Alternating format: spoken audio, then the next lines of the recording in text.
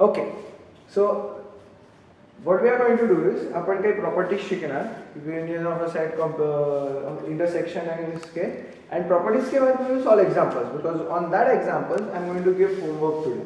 Homework कैसा submit करायचा, कहाँ सबमिट करना वो सब बता दूंगा मैं, बट आज के लिए सिर्फ उतना ही देखते जाओ. Okay, properties.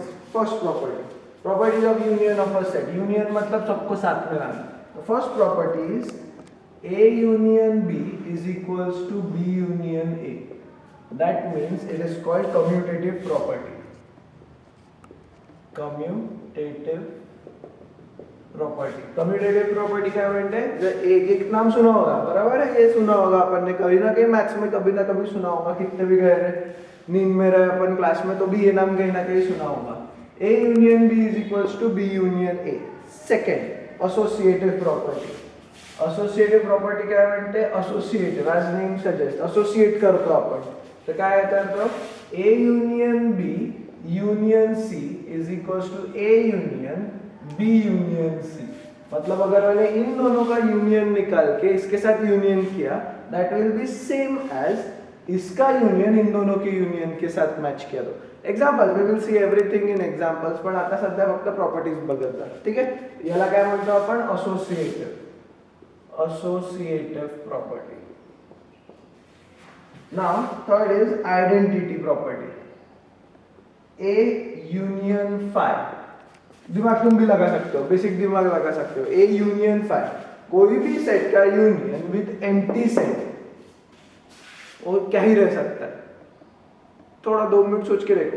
A union phi मतलब कोई भी सेट का यूनियन, मतलब अगर एम्प्टी सेट के साथ मैंने कोई भी सेट का यूनियन किया, मतलब मैंने बोला यार ये सेट में कुछ नंबर्स है, उसको इसके साथ जोड़ना है, तो कहना है से वो एच रहेगा. वो कह रहा है अपना एच रहेगा और तो कुछ हो नहीं सकता क्योंकि एम्प्टी सेट में कोई एलिमेंट रहता है क्या? नहीं, इसलिए अपना आंसर क्या आ गया? ए. देन अगर मैंने बोला ए यूनियन ए,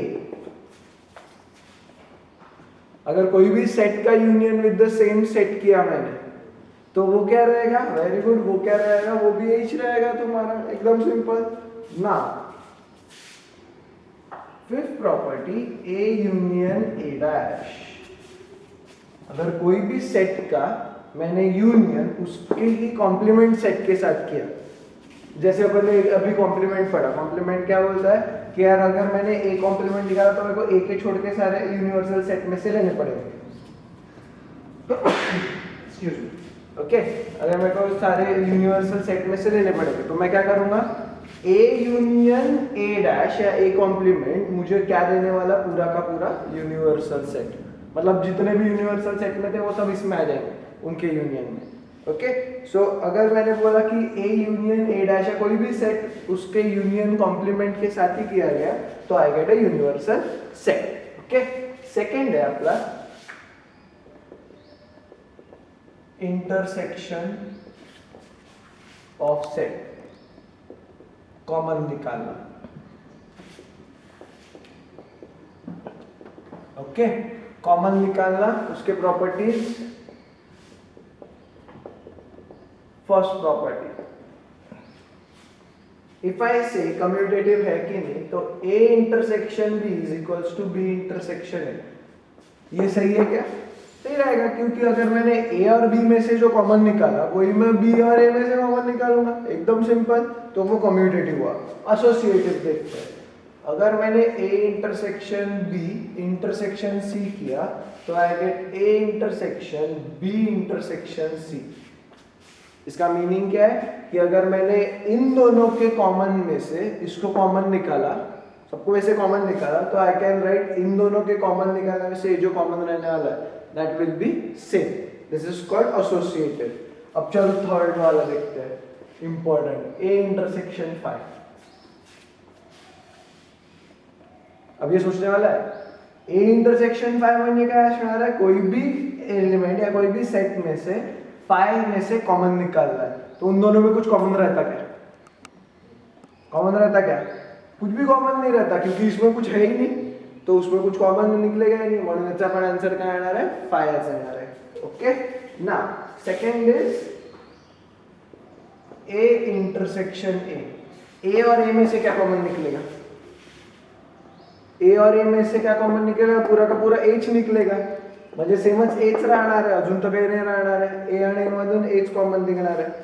देन अपना final will be if I say A intersection A dash, A intersection A dash, तो ए इंटरसेक्शन ए डैश क्या रहना है, म्हणजे ए और ए कॉम्प्लीमेंट में कॉमन क्या निकलने वाला है, क्या निकला है, काइट्स नहीं निकला, क्योंकि उन दोनों में कुछ भी कॉमन नहीं रहा है. ए में जो रहते हैं वो छोड़ देने पड़ते अपने को और बाकी सब उठाने पड़ते, म्हणून याचा आंसर काय राहणार आहे, fine. Very easy. Now let's move on to little bit example side. ठीक है, तो एग्जांपल मतलब एग्जांपल मैंने बोला, या एग्जांपल से पहले we will go through one more topic.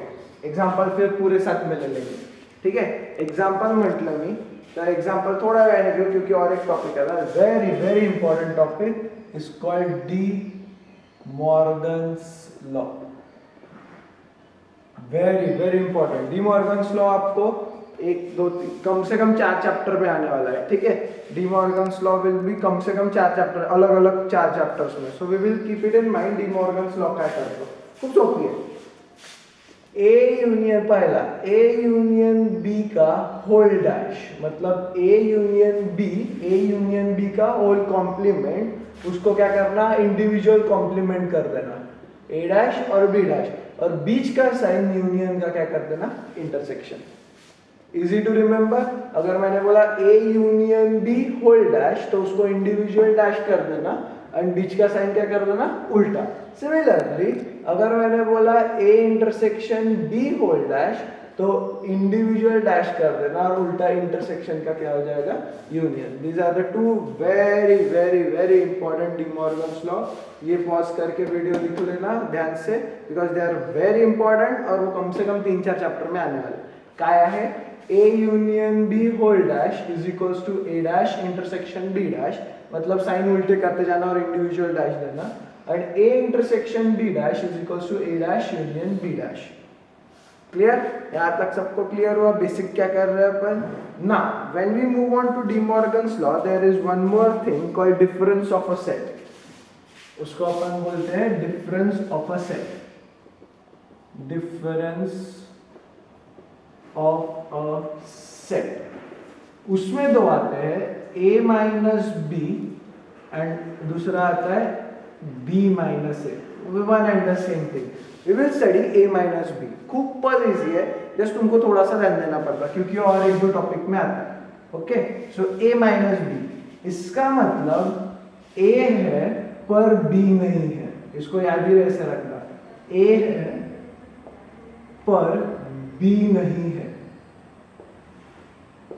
Okay, इसका मीनिंग क्या है, a है पर b नहीं है, a है पर b नहीं है. इसका मीनिंग इफ आई से a is equals to 1 2 3 4 5 and b है मेरा 4 5 6 7 8. ओके, एंड b है मेरा 4 5 6 7 8. सो a अगर 1 2 3 4 5 है, b 4 5 6 7 8 है, तो अगर मैंने बोला a माइनस बी, डेफिनेशन के हिसाब से क्या है, a है पर b नहीं है, तो a के सारे आने वाले पर उसमें से b वाले गायब करने. तो b वाले कौन से है जो a में भी है, b वाले कौन से है जो a में भी है, 4 एंड 5. तो तुमको क्या करना है, सारे a वाले लिखने हैं, बस जो b वाले है वो नहीं लिखने. इसका मतलब a है पर b नहीं है, a है पर b नहीं है. इसका मतलब 1 2 3 will be the answer. a वाले सारे आने वाले, बट उसमें ऐसे चीजें नहीं आने वाली जो b में भी. दैट मीन्स उनमें जो कॉमन है वो तुमको माइनस करना है.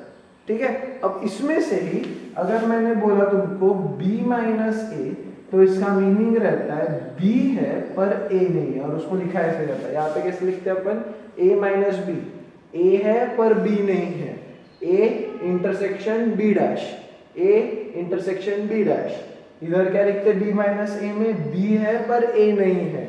इसकी डेफिनेशन लिखेंगे, b है पर a नहीं है.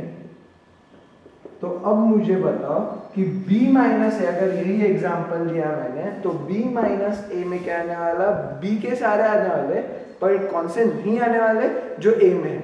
तो a में b, a और b में कौन कौन से कॉमन है, 4 5.